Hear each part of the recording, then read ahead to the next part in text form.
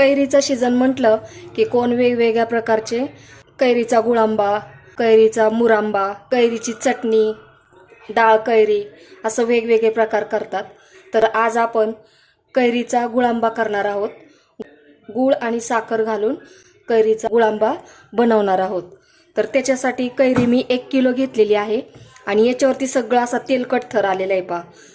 ज्यावेळेस आपल्याला कैरीचा गुळांबा करायचा ना, त्यावेळेस मी ही रात्रीची कैरी पूर्ण पाण्यामध्ये डुबवून ठेवलेली आहे पहा। त्याच्यामुळे त्याचा तो चिकाचा जो थर आहे ना वरती, तो असा थर येतो। त्याच्यामुळे असं पूर्णपणे कैरी अशी भिजत घालायची, त्याच्यामुळे कडक पण होती छान आणि त्याच्यावरचा जो चिकाचा थर असतो तो सुद्धा याच्यामध्ये या पाण्यात उतरलेला आहे। आता ही कैरी आपण 2 ते 3 पाण्याने स्वच्छ धुवून घेऊयात। कैरी आपण स्वच्छ अशी एक एक करून छान धुवून घेतलेली आहे। अशी चोळून चोळून धुवायची, म्हणजे मग त्याच्यावरचा तेलकट थर निघून जातो।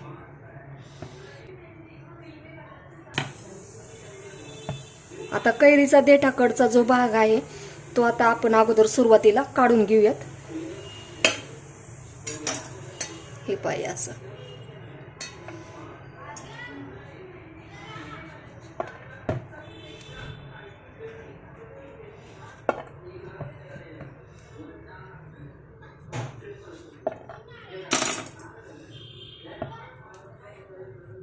आता कैरीची जी वरची हिरवी साल आहे ते पूर्णपणे आपण काढून घेऊयात।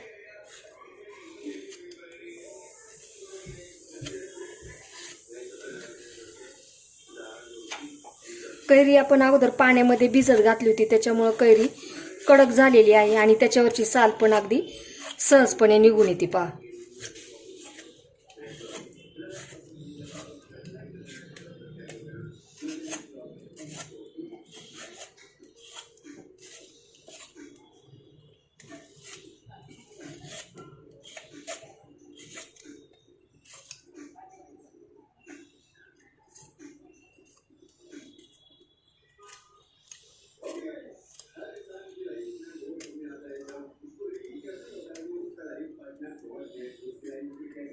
हे पहा, अशा पद्धतीने आपण कैरीची सर्व साल काढून घेतलेली आहे आणि आता हे दुसऱ्या राहिलेले कैरीची साल सुद्धा काढून घेऊयात। कैरीची आता आपण सर्व साल काढून घेतलेली आहे। आता आपण ही खिसून घेऊयात। खिसणीवरती ज्याचं होल मोठा आहे ना, त्याच्याने मी खिसून घेणार आहे।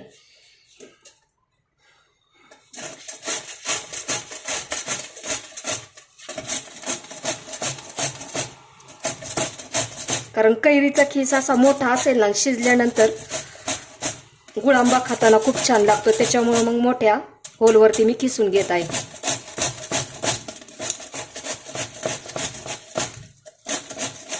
त्याला कोई जर अशी कोवळी असेल ना, ती खिसामध्ये येऊन द्यायची नाही, त्याचा अंदाज घेऊन व्यवस्थित खिसायचं।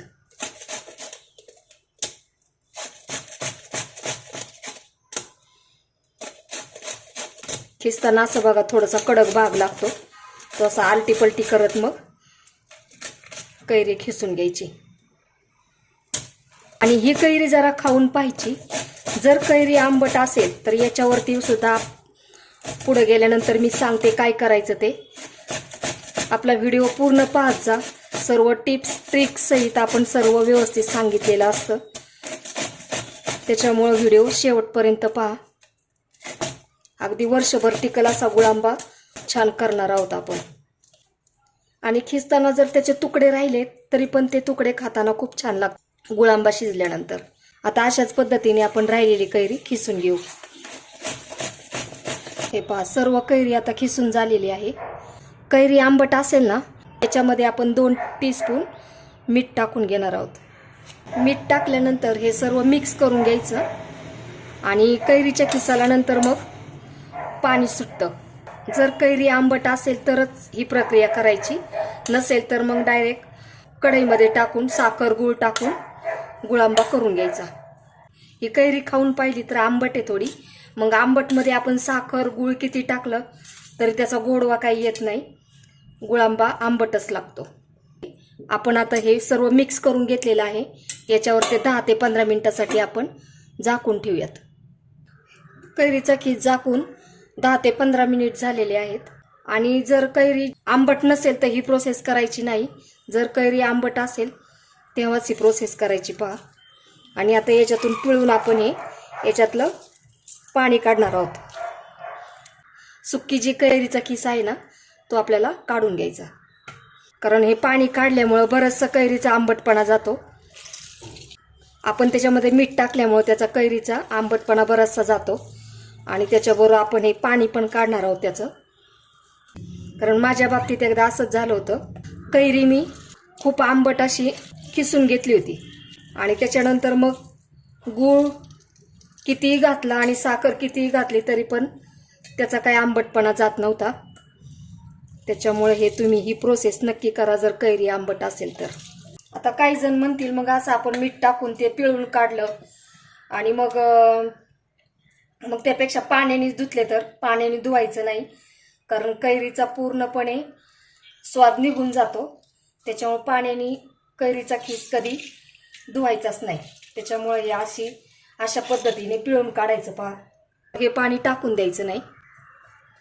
त्याचा सरबत वगैरे बनवून प्यायचा. टाकून न देता आपण त्याचा सरबत सुद्धा करून पिऊ शकतो. आता आपण गुळांबा तयार करून घेऊयात. कढई तापलेली आहे. याच्यामध्ये आपण अगोदर तूप टाकून घेऊयात. तूप आपण 2 ते 3 टेबलस्पून टाकून घेतलेलं आहे. आणि याच्यामध्ये आता कैरीचा किस टाकून घेऊयात.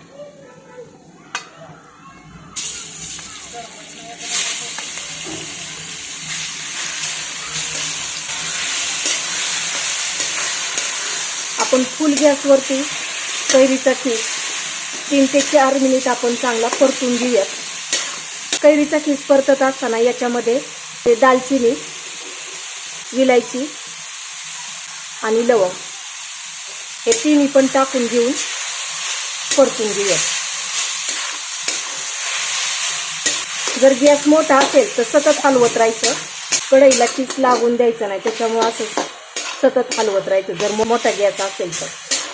2 मिनिट झालेलं आहे. मी फुल गॅसवरती कैरीचा खीस चांगला परतून घेतलेला आहे. आता मी मंद गॅस करत आहे. या वाटीने मी खीस मोजून घेतलेला आहे. 3 वाटी खीस आहे तर त्याच्यामध्ये आपण गूळ 1 वाटी आणि साखर 2 वाटी साखर टाकून घेतलेली आहे. हे सर्व आता आपण मिक्स करून घेऊया.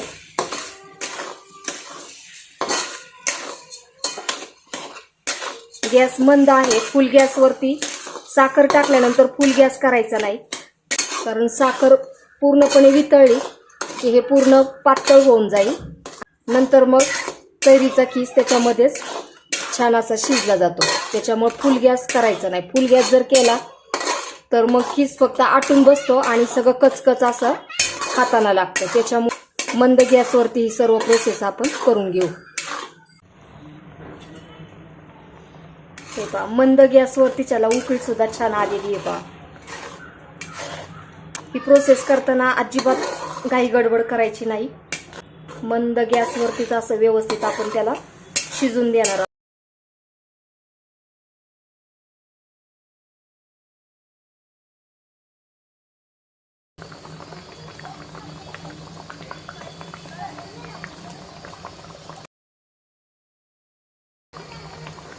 हे पहा मंद गॅसवरती आहे म्हणून आपण ते आता खाली लागत नाही काही नाही. त्याच्यामुळे आपण दुसरं एक काम करून हे गुळांबा करू शकतो.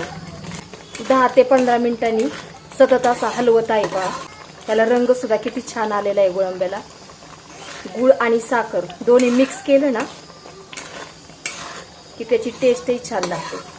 आणि याच्यामध्ये आपण विलायची, लवंग आणि दालचिनी टाकलेलं आहे. त्याच्यामुळं तो वर्षभर त्याचा स्वाद आणि सुवास खूप छान राहतो. त्याच्यासाठी आपण हे कैरीचा गुळांबा करत असताना याच्यामध्ये टाकलेला आहे. वर्षभर छान टिकतो हा. कोण आपले नवीन व्ह्यूअर्स जर कोण व्हिडिओ पाहत असतील तर त्यांनी आपल्या चॅनलला उज्ज्वला जर्नी या चॅनलला सबस्क्राईब करा. असेच वेगवेगळे व्हिडिओ येत राहतील.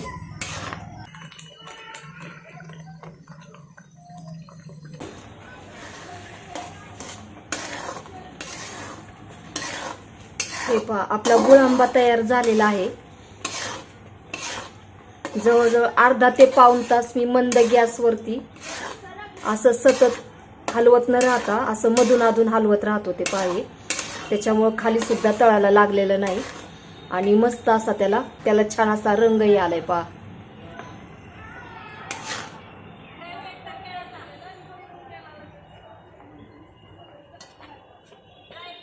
मी गॅस बंद करत आहे आणि आता आपण ते थंड करून घेऊयात.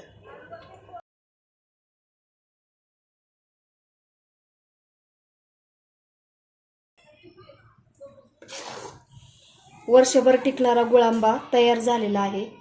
मस्त असा रसरशीत आणि चवीला पण खूप छान झालेला आहे.